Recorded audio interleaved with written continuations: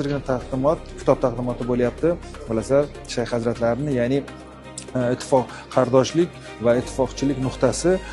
Bu kitob aynan hurmatli prezidentimiz va Ozarbayjon prezidenti Ilhom Aliyev tomonidan oxirgi 5 yilda olib borilayotgan islohotlar va eng muhimi, hozir bir gap aytildi, diplomatiyada yangi so'z paydo bo'ldi. Bu ham bo'lsa ma'rifiy diplomatiya. Bu ya'ni shunday o'zaro kitoblarni taqdimoti bo'lishi, shunday olimlarni bir-biri bilan fikr almashishi.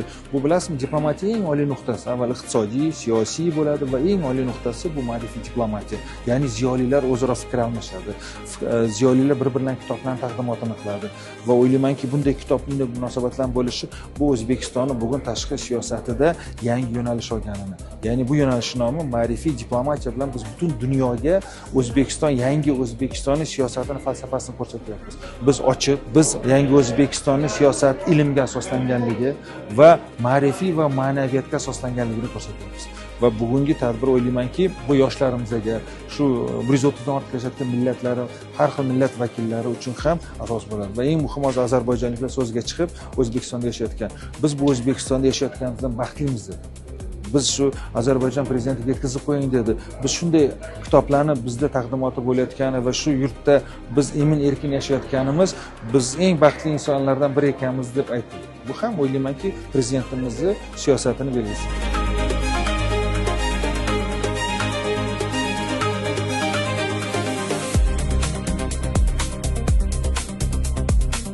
Hayatımda ben çok şeyleri gördüm.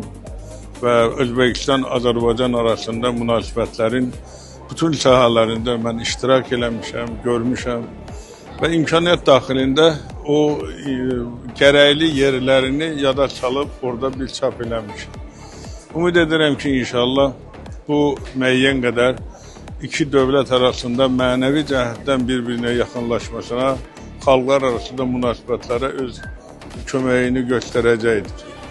Və Azərbaycan-Özbekistan arasında münasibətlər, qardaşlıq münasibətləri, müttəfiqlik münasibəti çox yüksəkdir. Və Orta Asiyada deyə bilərəm ki, Özbekistan ən yaxın dövlətlərdən biridir. Həm iqtisadi cəhətdən, həm siyasi cəhətdən, həm mənəvi cəhətdən. Və bu günləri hər gün Özbekistandan Azərbaycana gələn, Azərbaycandan o cür Özbekistana gəlirlər. Və bu əlaqələr xalqlar arasında get-gedə çoxalır. Və bu da iki dövlət rəhbərinin münasibətlərindən irəli gəlir. Şövkət Mirziyoyev cənabları və İlham Əliyev cənablarının qardaşlığı münasibətləri şərait yaradır ki, iki dövlət və xalq arasında qardaşlıq münasibətləri daha da inkişaf edilir.